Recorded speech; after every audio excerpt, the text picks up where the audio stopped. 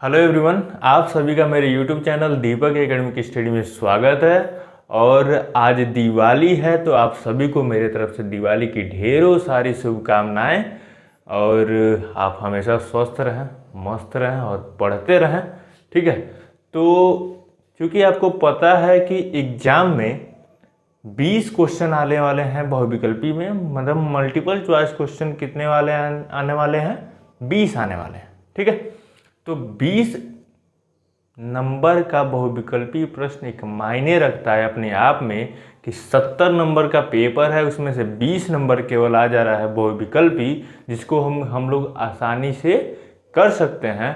तो क्यों ना हम उसको अच्छे से तैयार करें ताकि हमारे ये जो 20 नंबर के बहुविकल्पी होने वाले हैं इसमें से एक नंबर भी ना कटे, एक नंबर भी कम ना हो, ताकि हम 20 का 20 कर जाएं। ठीक है, तो ये जैसे कि आपको पता है कि एक नंबर का एक क्वेश्चन आने वाला है। और मल्टीपल चॉइस क्वेश्चन में कैसे रहता है, क्वेश्चन दिया रहेगा, उसका 4 ऑप्शन दिया रहेगा। एकदम अगर हाई स्कूल लेवल तक का देखा जाए, क्योंकि हम हाई स्कूल लेवल ही पढ़ा रहे हैं, तो एकदम आसानी से दिया रहता है। आपको बस थोड़ा सा फार्मूला वगैरह याद होना चाहिए, कुछ रिएक्शंस याद होने चाहिए कि आपको कैसे, ये अगर रिएक्शन करा रहा है तो क्या होगा उसके बारे में। ठीक है, तो हम आगे बताएंगे कि बहुविकल्पी प्रश्न किस टाइप से बनेंगे। तो हर एक चैप्टर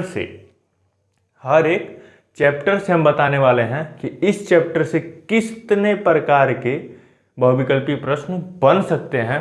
तो चलिए वीडियो को स्टार्ट करते हैं।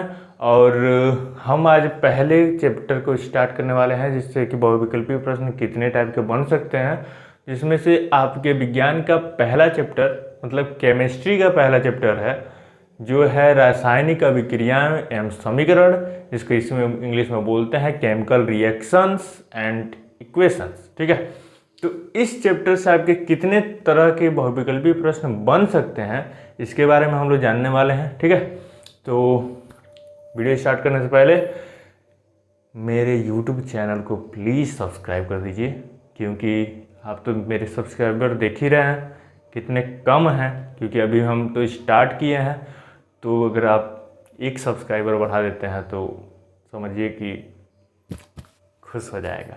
ठीक है, तो मेरे चैनल को सब्सक्राइब कर दीजिए और नोटिफिकेशन वाला भी ऑन कर लीजिएगा कि आपको पता चले। अगर मेरा वीडियो पसंद आए आपको तो आप देखिए आराम से। ठीक है, और पूरे अंत तक देखिए, एक लाइक भी कर दीजिए।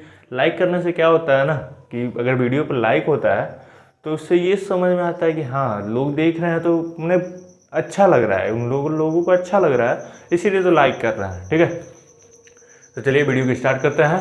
तो आज स्टार्ट करने वाले हैं चैप्टर 1। ठीक है, जिसका नाम है केमिकल रिएक्शंस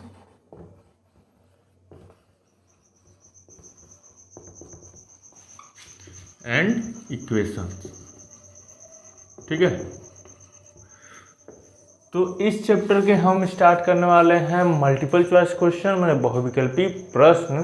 तो इस चैप्टर से कितने टाइप के बहुविकल्पी प्रश्न बनेंगे, तो आपके सामने ये कुछ प्रश्न हैं, जिसमें से पहला कह रहा है कि Fe2O3 + 2Al, मतलब फेरिक ऑक्साइड और अल्युमिनियम एक साथ अभिक्रिया कर रहा है, तो Al2O3 और 2Fe बन रहा है। ठीक है, Fe2O3 + 2Al, Al2O3 + 2Fe बन रहा है। तो इसमें कह रहा है ऊपर दी गई अभिक्रिया किस प्रकार की है।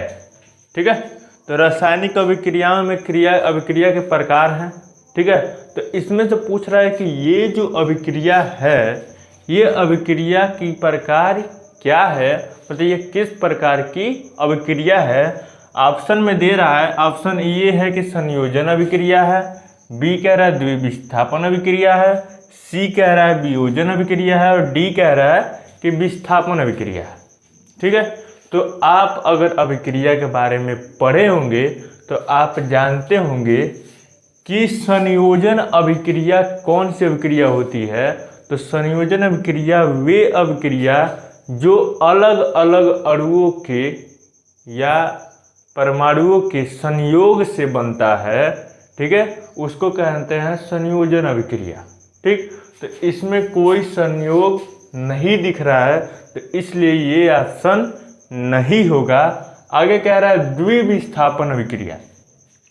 तो द्विविस्थापन अभिक्रिया में 2 बार विस्थापन होता है, माने एक पदार्थ के जगह पे दूसरा पदार्थ और दूसरे पदार्थ के जगह पे पहला पदार्थ आता है, तो उसे कहते हैं द्विविस्थापन अभिक्रिया। तो इसमें द्विविस्थापन अभिक्रिया भी नहीं हो रहा। ठीक, तो ऑप्शन बी भी गलत हो गया। ऑप्शन सी कह रहा है कि वियोजन अभिक्रिया। वियोजन अभिक्रिया का मतलब कि जो अभिक्रिया किसी एक अणु से टूटकर कई परमाणुओं में टूट जाए। ठीक है, मतलब किसी एक पदार्थ से कई पदार्थों में, अनेक पदार्थों में टूट जाए, वैसी अभिक्रिया को कहते हैं संयोग वियोजन अभिक्रिया। तो इसमें वियोजन अभिक्रिया भी नहीं हो रही है, ये भी ऑप्शन गलत हो गया। अब कह रहा है डी विस्थापन अभिक्रिया। तो अगर इसमें देखा जाए तो विस्थापन अभिक्रिया हो रहा है। कैसे कि Fe2O3 है, ठीक है, यहाँ पे 2Al है, तो देखा जाए तो Fe2O3 के जगह पे, Fe के जगह पे एल्युमिनियम आके जुड़ जा रहा है, मतलब आयरन की जगह पे एल्युमिनियम आके जुड़ जा रहा है और Al2O3 बना रहा है और आयरन को क्या कर दे रहा है, विस्थापित कर दे रहा है। इसलिए ऑप्शन नंबर डी सही हो जाएगा, विस्थापन अभिक्रिया। कि मतलब ये आयरन जो है एल्युमिनियम से कम क्रियाशील है, एल्युमिनियम आयरन से ज़्यादा अभिक्रियाशील है, इसलिए एल्युमिनियम क्या कर रहा है, आयरन को यहाँ से विस्थापित कर दे रहा है और खुद आके ऑक्सीजन के साथ, O3 के साथ जुड़ जा रहा है। इसीलिए ये अभिक्रिया हो गया विस्थापन अभिक्रिया। ठीक है, तो विस्थापन अभिक्रिया आप लोग जान गए। ठीक, कि विस्थापन अभिक्रिया क्या होती है, द्विविस्थापन भी बता दिए, संयोजन भी बता दिए और वियोजन भी बता दिए।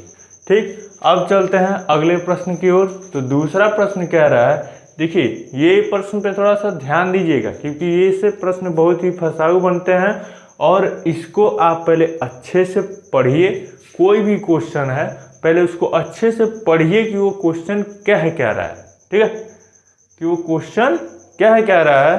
तो देखिए ये क्वेश्चन कह रहा है कि नीचे दी गई अभिक्रिया के संबंध में कौन सा कथन असत्य है।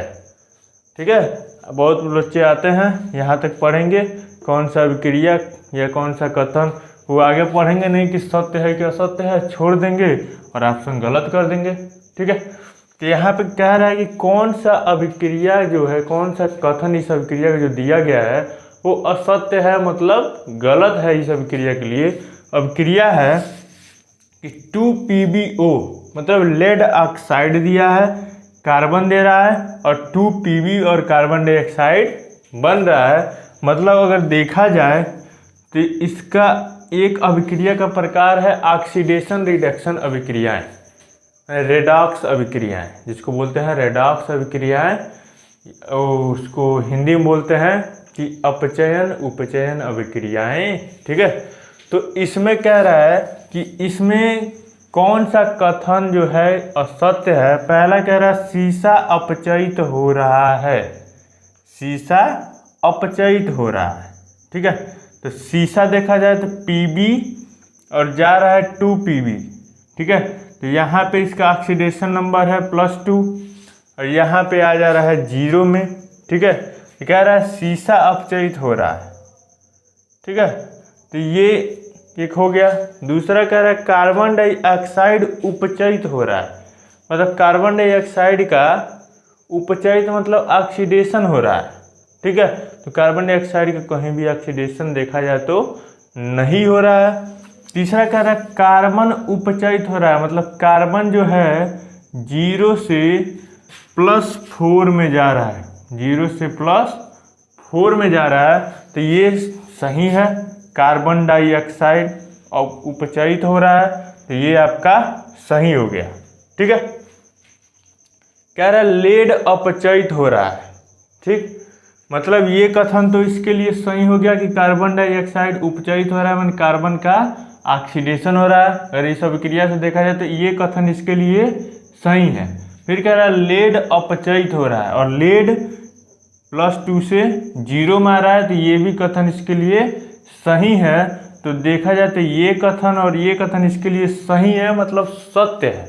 अब कह रहा है असत्य क्या क्या है, इसमें से होगा पहला होगा मैंने शीशा अपचयित हो रहा है, पीबी कभी भी एक साथ अपचयित नहीं होगा और कार्बन डाइऑक्साइड कभी एक साथ उपचयित नहीं होगा।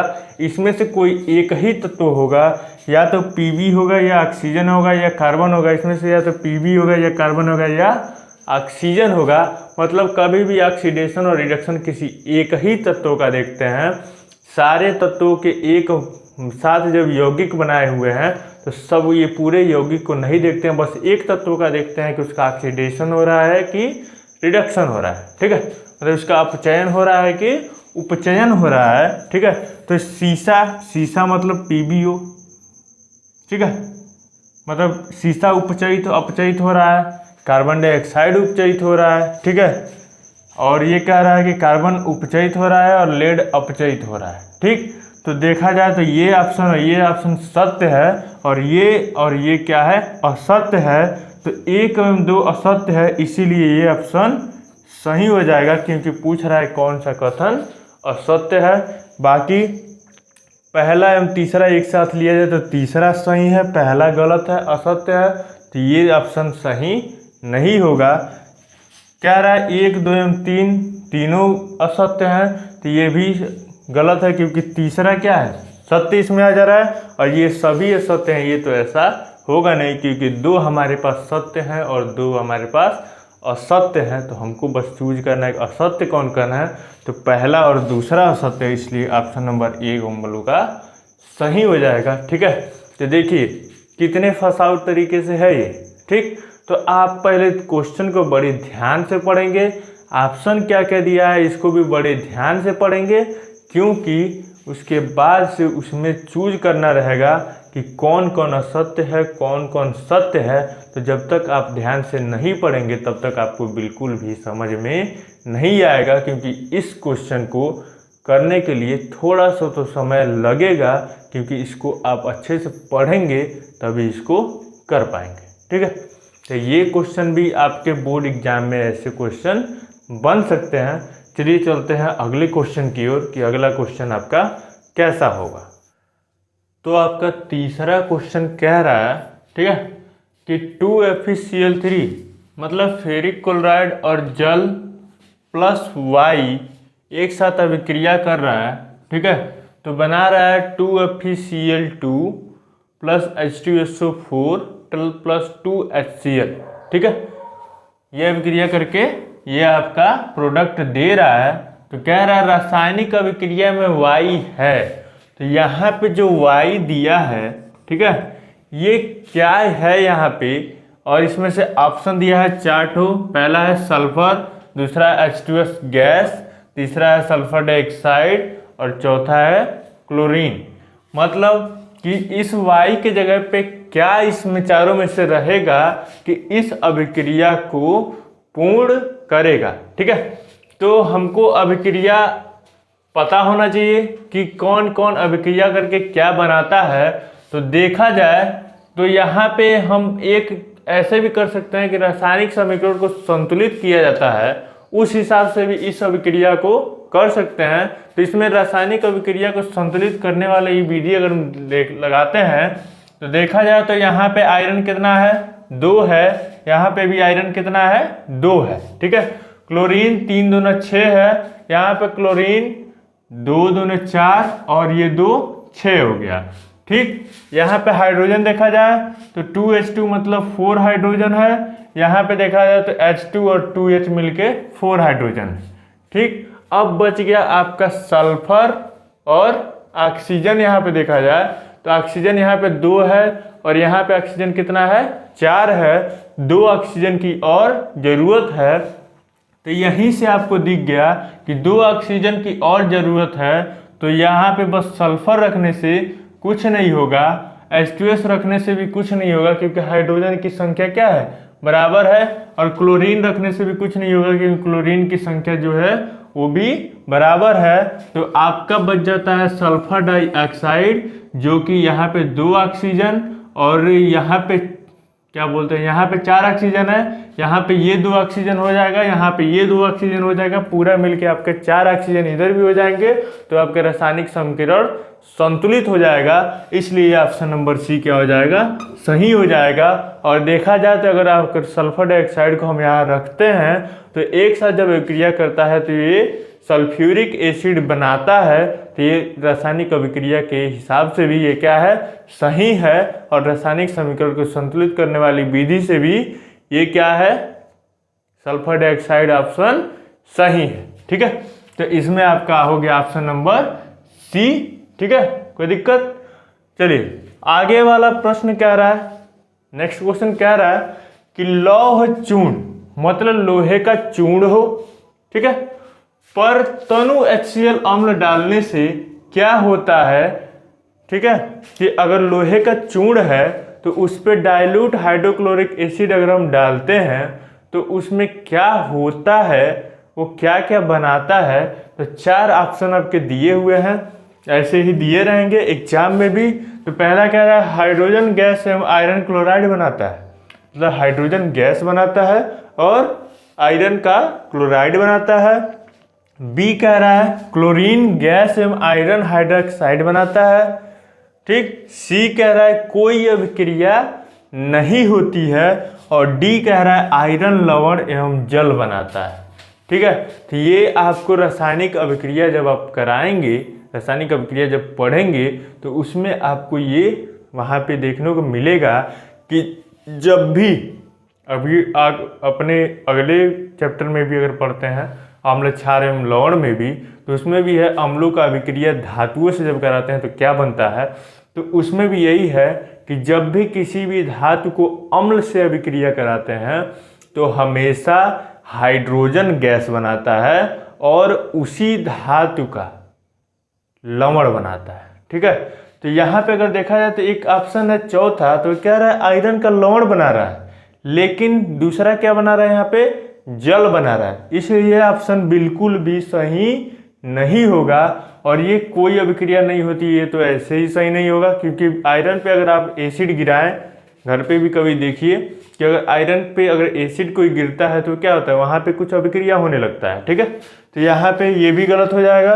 ये है क्लोरीन गैस एवं आयरन हाइड्रोक्साइड बनता है, हाइड्रोक्साइड तो बन ही नहीं सकता क्योंकि बस आयरन है और क्या है, हाइड्रोक्लोरिक एसिड है, इसमें ऑक्सीजन की कोई भी गुंजाइश नहीं है कि ऑक्सीजन कहाँ से आएगा, तो हाइड्रोक्साइड बनेगा ही नहीं। तो ये भी ऑप्शन आपका गलत है। ठीक है, ये ऑप्शन आपका सही होगा, option number A hydrogen gas बनाता है और क्या बनाता है, आयरन क्लोराइड बनाता है, मतलब आयरन का लवण बनाता है और हाइड्रोजन गैस बनाता है। तो आप हमेशा एक याद रखिएगा कि कभी भी धातु का अभिक्रिया अम्लों से कराया जाता है तो हमेशा हाइड्रोजन गैस बनेगा ही बनेगा। और किसके साथ बनेगा, धातु जो रहेगा उसी धातु के लवण के साथ हाइड्रोजन गैस बनेगा और रिलीज हो जाएगा। तो जब भी हम धातु का अभिक्रिया अम्लों से कराते हैं तो हमेशा एक लवण और हाइड्रोजन गैस बनाता है। ठीक है, तो ये ऑप्शन नंबर ये आपका सही हो जाएगा। नेक्स्ट क्वेश्चन है क्वेश्चन नंबर 5, कह रहा है कि श्याम श्वेत फोटोग्राफी में प्रयुक्त होती है। श्याम श्वेत फोटोग्राफी मतलब जो हम लोग ब्लैक एंड वाइट फोटोग्राफी होता है उसमें कौन सा, इसमें चारों में से कौन सा मटेरियल आपका यूज होता है। ठीक है, तो जब भी ब्लैक एंड वाइट फोटोग्राफी होती है तो AgCl, ठीक है, AgCl ही हमेशा आपका यूज होता है। ये PbNO3 नहीं होता है, फेरस सल्फेट नहीं होता है, कैल्शियम कार्बोनेट भी नहीं होता है, हमेशा क्या होता है, सिल्वर क्लोराइड यूज होता है, मतलब silver AgCl, silver chloride use होता है किसमें, ब्लैक एंड वाइट फोटोग्राफी में। ठीक है, तो ये ऑप्शन नंबर ये आपका सही हो जाएगा। ये क्वेश्चन अक्सर पूछ लेता है बोर्ड एग्जाम में कि ब्लैक एंड वाइट फोटोग्राफी में क्या यूज होता है, ऑप्शन दे देगा। या अदर भी एग्जाम में अगर आप देखते हैं तो वहाँ पे भी पूछ लेता है कि ब्लैक एंड वाइट फोटोग्राफी में क्या यूज होता है, 4 ऑप्शन दिया रहेगा, तो उसमें से ये AgCl ही आपका यूज होता है। ठीक है, ये रहे आपके 5 क्वेश्चन। आगे देखते हैं। ठीक है, तो आपका नेक्स्ट क्वेश्चन कह रहा है क्वेश्चन नंबर 6 कि रासायनिक समीकरण, तो एक रासायनिक समीकरण दिया है क्या, बेरियम क्लोराइड और सल्फ्यूरिक एसिड को एक साथ रिएक्शन करा रहा है तो बन रहा है बेरियम सल्फेट और 2HCl मतलब हाइड्रोक्लोरिक एसिड। तो यहाँ पे देखा जाए तो बेरियम क्लोराइड एक्वस है, जलीय है, H2SO4 भी क्या है, एक्वस है, जलीय है, और बेरियम सल्फेट बन रहा है सॉलिड और 2HCl भी क्या है, एक्वस है, जलीय है। ठीक है, तो यहाँ पे देखा जाए तो ये क्या हो रहा है, सॉलिड बन रहा है। बेरियम क्लोराइड और सल्फ्यूरिक एसिड की अभिक्रिया से ये जो बेरियम सल्फेट है ये सॉलिड बन रहा है, दोनों लिक्विड है लेकिन ये बन रहा है सॉलिड। तो अगर लिक्विड लिक्विड मिल के उसमें कुछ सॉलिड बन रहा है तो उसका मतलब उसमें क्या हो रहा है, अवक्षेप बन रहा है। ठीक है, प्रेसिपिटेट बन रहा है। ठीक, तो देखा जाए तो यहाँ पे 4 ऑप्शन दिया है। ये कह रहा है कि योगात्मक अभिक्रिया होगा, ये योगात्मक अभिक्रिया बिल्कुल भी नहीं होगा, इसमें योग वाला अभिक्रिया नहीं हो रहा है। ये है निराकरण अभिक्रिया, निराकरण अभिक्रिया भी नहीं होगा। सी कह रहा है अवक्षेपण अभिक्रिया, मतलब इसमें अवक्षेप बन रहा है इस अभिक्रिया में, तो इसलिए ये कौन सा होगा, अवक्षेपण अभिक्रिया होगा। तो इसमें ऑप्शन नंबर सी आपका सही हो जाएगा, मतलब अवक्षेपण अभिक्रिया हो जाएगा, क्योंकि इसमें क्या हो रहा है, बेरियम सल्फेट का अवक्षेप बन रहा है, प्रेसिपिटेट बन रहा है, इसलिए ये प्रेसिपिटेशन रिएक्शन मतलब अवक्षेपण अभिक्रिया हो जाएगा। ऑप्शन नंबर डी इनमें से कोई नहीं, ये गलत है, ये तीनों गलत है, ए बी और डी। ऑप्शन नंबर सी क्या हो जाएगा, आपका सही हो जाएगा। ठीक है, हमेशा जब भी बेरियम क्लोराइड का हम सल्फ्यूरिक एसिड से रिएक्शन कराते हैं तो बेरियम सल्फेट का प्रेसिपिटेट देता है, इसीलिए रिएक्शन जो होता है प्रेसिपिटेशन रिएक्शन हो जाता है, अवक्षेपण अभिक्रिया हो जाता है। ठीक है, अगला क्वेश्चन है क्वेश्चन नंबर 7 कह रहा है कि एक भूरे रंग के चमकदार तत्व, एक भूरे रंग के चमकदार तत्व X को वायु के उपस्थिति में गर्म करने पर वह काला हो जाता है, इस तत्व का नाम है। मतलब एक भूरे रंग का है तत्व जो कि क्या है, चमकदार है, उसको जब भी हम वायु की उपस्थिति में माने हवा की उपस्थिति में गर्म करते हैं तो वो काला हो जाता है। तो उस तत्व का नाम बताने के लिए कह रहा है, और ऑप्शन दिया है, ऑप्शन नंबर ए कह रहा है कापर, बी कह रहा है जिंक, सी कह रहा है सल्फर और डी कह रहा है इनमें से कोई नहीं। ठीक है, तो इसमें देखा जाए कि जो कापर है ये ऑप्शन नंबर सही हो जाएगा। क्यों, आप जब भी कापर के वायर ले लीजिए, ठीक है, कापर का कभी भी वायर ले लीजिए और इसको आके बाहर मतलब जहाँ पे हवा उपस्थित हो वहाँ पे आके उसको गर्म करिए, तो वो देखिएगा आपका तुरंत वो काला होने लगता है। ठीक है, कापर ऐसा धातु है, चमकदार होता है कि नहीं होता है, चमकदार होता है, जो भी धातु है वो चमकदार ही होंगी। तो कापर चमकदार है, ठीक, उसको और भूरे रंग का है। ठीक है, उसको जब भी हम उसको वायु की उपस्थिति में गर्म करते हैं तो हमेशा क्या हो जाता है, काला हो जाता है। इसलिए ऑप्शन नंबर ये आपका सही हो जाएगा। मतलब इसको कापर को जब भी हम गर्म करेंगे वायु की उपस्थिति में तो वो क्या हो जाएगा, काला हो जाएगा। ठीक है, तो ये रहे आपके कुछ क्वेश्चन चैप्टर नंबर 1 से, केमिकल रिएक्शन एंड इक्वेशन से, रासायनिक अभिक्रिया एवं समीकरण। तो इस टाइप के क्वेश्चन आपके चैप्टर नंबर 1 से बन सकते हैं। इस चैप्टर से ज़्यादा टाइप के क्वेश्चन नहीं बनते हैं। बस यही पूछ लेगा, कोई रासायनिक अभिक्रिया दिया रहेगा, पूछ लेगा बताइए कि ये रासायनिक अभिक्रिया किस प्रकार का है, मतलब ये कौन सा अभिक्रिया है। ठीक, कुछ रासायनिक समीकरण संतुलित करने वाले पे कुछ क्वेश्चन रहेंगे। ठीक है, तो और ज़्यादा कुछ इस चैप्टर से नहीं रहता है। ठीक है, तो इस चैप्टर से बस इतना ही क्वेश्चन। ठीक, और आगे हम पढ़ाने मतलब मेरे नेक्स्ट वीडियो में आने वाला है एसिड बेस एंड साल्ट वाले चैप्टर से क्वेश्चन, बहुविकल्पी प्रश्न। ठीक है, तो आज के लिए बस इतना ही, फिर मिलते हैं नेक्स्ट वीडियो में, और तब तक के लिए धन्यवाद। और आप लोग अच्छे से दिवाली मनाएं, पटाखा वटाखा थोड़ा आराम से फोड़िएगा। ठीक है। तो आप लोग अच्छे से दिवाली मनाइए, सब लोग एकदम मस्त रहिए, किसी को कोई नुकसान ना हो। ठीक है, चलिए धन्यवाद, फिर मिलते हैं आपसे दिवाली के बाद। ठीक है, चलिए बाय।